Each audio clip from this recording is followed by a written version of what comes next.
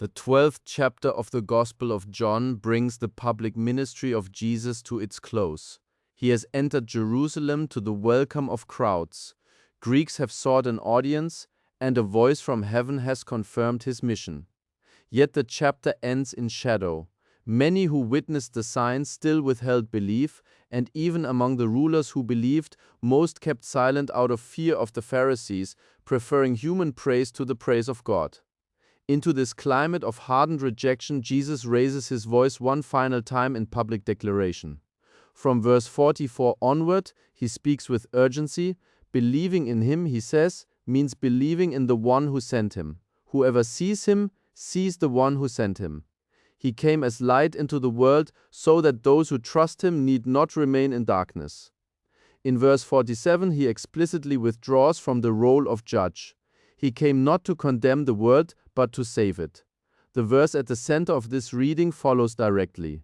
The verse reads, "There is a judge for the one who rejects me and does not accept my words. The very words I have spoken will condemn them at the last day." What Jesus says next is essential for reading verse 48 accurately. In verse 49 he explains, "For I did not speak on my own, but the Father who sent me commanded me to say all that I have spoken." Verse 50 adds, "I know that his command leads to eternal life, so whatever I say is just what the Father has told me to say." Jesus himself supplies, in the same breath, the source and authority of the word he proclaimed. The word that will judge is not his own composition. It is the Father's command, delivered faithfully by one who was sent. This is the reading that Socinian held to be written plainly in the text. God the Father, out of supreme and sole goodness, resolved to make his will known to humanity, and for this purpose sent Jesus Christ into the world, not as a concealed second deity, but as the one through whom the divine word took audible form among men. Christ's own statement, "I did not speak on my own," is not incidental modesty, it is the precise self-description of a commissioned agent handing on faithfully what he received from the one who sent him. The pattern reaches deep into Scripture. In Deuteronomy, God promises, "I will raise up for them a prophet like you from among their fellow Israelites, and I will put my words in his mouth. He will tell them everything I command him. I myself will call to account anyone who does not listen to my words, that the prophet speaks in my name." The structure is exactly what Jesus describes in John 12. God places the words, the prophet delivers them, and accountability rests with God's own word. In the 3rd chapter of Acts, Peter applies this very promise to Jesus of Nazareth, naming him as the prophet God raised up and sent. The apostolic witness operates within the same framework. Christ is the commissioned servant, the faithful mediator, not the sending God himself.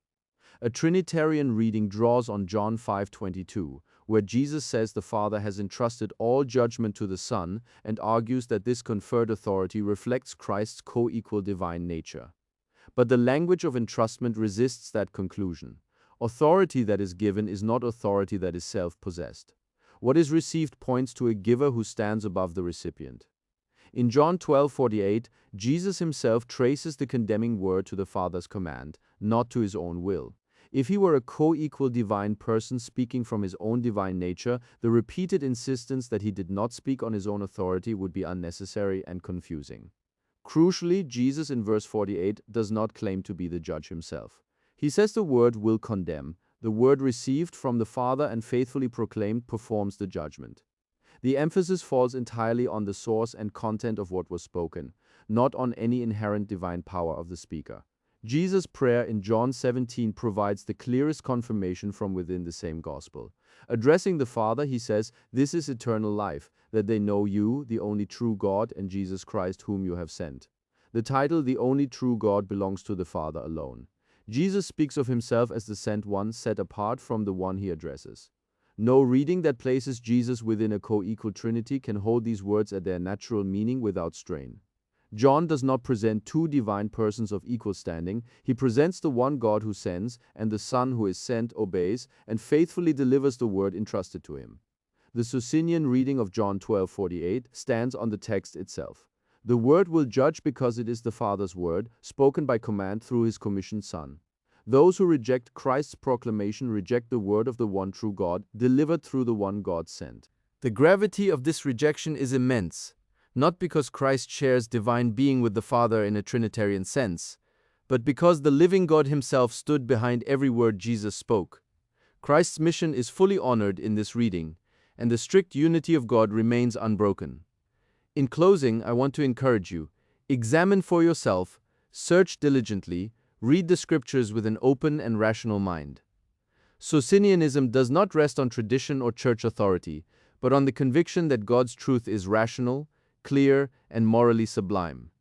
If this perspective has resonated with you and you wish to explore the biblical Unitarian view further, visit www.socinianismus.de for in-depth articles, studies, and reflections on central theological questions. If this video has been helpful, please support this work with a like. And subscribe to the channel so you never miss another contribution on the unity of God, the teaching of Jesus, and the rational interpretation of Scripture. Until the next video.